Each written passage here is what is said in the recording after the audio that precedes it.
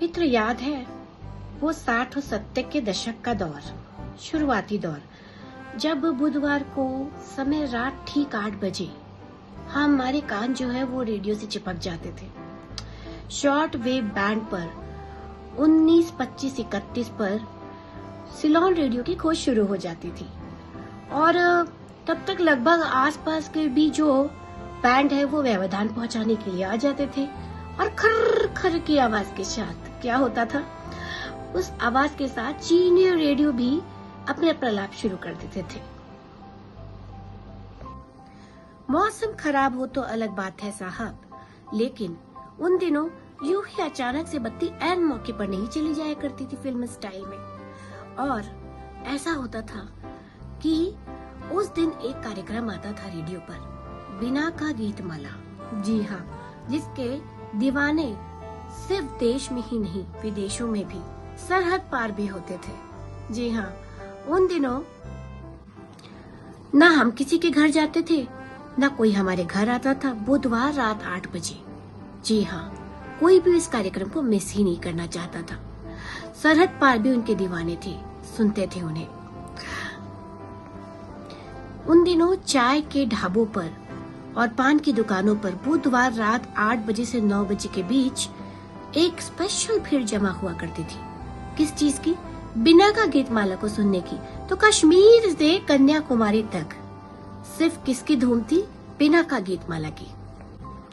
और इस कार्यक्रम में अमीन सयानी अपने खास अंदाज में पेशकश करते थे। जी हाँ, बिना का गीतमाला में उनका संबोधन ही दिल जीत लेता था।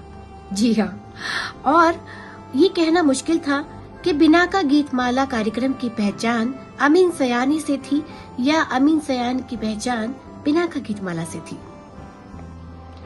बिना का गीतमाला का अर्थ होता था उन 16 गीतों का संग्रह जो कि बिना का गीतमाला में बजाए जाते थे विभिन्न रिकॉर्ड कंपनियों के द्वारा, जिसमें एचएमवी प्रमुख थी। कोई भी फर्जी काम नहीं होता था, कोई फर्जी रिकॉर्ड नहीं बनते थे। जो सबसे ज्यादा बिकता था वही सर्वश्रेष्ठ।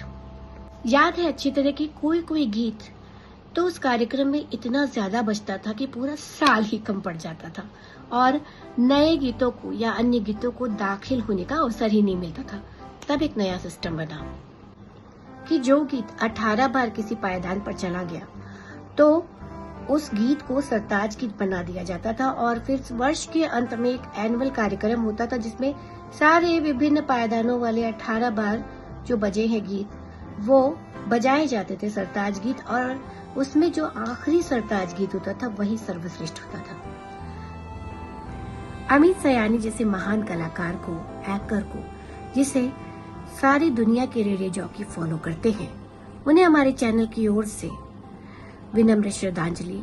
उनका हाल ही में देहांत हुआ है, तो ईश्वर उनकी आत्मा को शांति दे और वो हमारे पथ प्रदर्शक है जिसे सालों साल दुनिया याद करती रहेगी।